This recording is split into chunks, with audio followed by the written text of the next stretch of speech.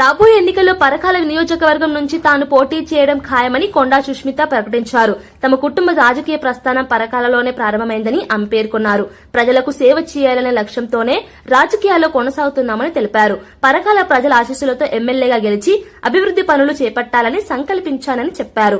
కార్యకర్తల మద్దతుతో బలమైన రాజకీయ శక్తిగా ఎదుగుతామని పేర్కొన్నారు. తన కుమార్తె ఎంతో ధైర్యవంతురాలని, కార్యకర్తల కోసం ఎవరినైనా ఎదుర్కొనే ధైర్యం ఉందని మాజీ ఎమ్మెల్సీ కొండా మురళి తెలిపారు. పరకాల ప్రజల విశ్వాసాన్ని నిలబెట్టేందుకు కృషి చేస్తామని అన్నారు.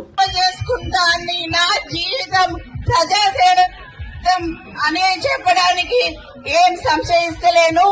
ఈ రోజు కొండా మురళీధరరావు గారు పక్కన నించున్నారు కాబట్టి ఇట్లా మాట్లాడుతున్నా కానీ లేకపోతే ఇట్లా మాట్లాడేదాన్ని కాదు. నేను ఇట్లా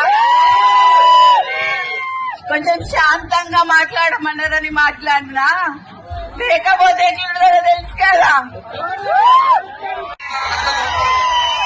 రేపు మీకు మంచి చెడు ఉండేందుకు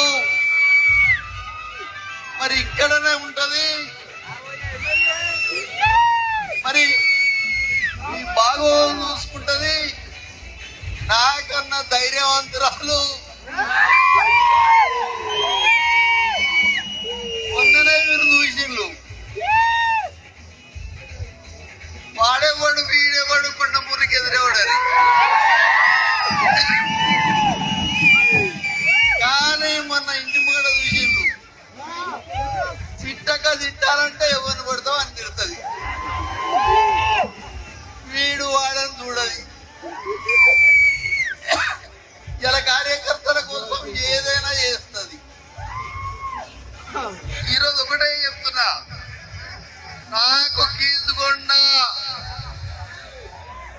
మా కుటుంబానికి ఈరోజు అన్నం పెట్టింది 10 కార్లు ఉన్నాయి అంటే మీ దయ వల్లనే అని నేను తెలియదు.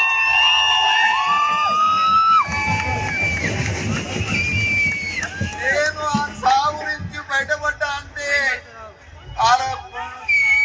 కుమ్మాల లక్ష్మీనరసింహ స్వామి మీ దయ వల్లనే అని తెలియదు.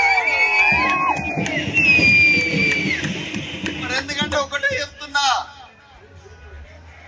పరకాల మనది.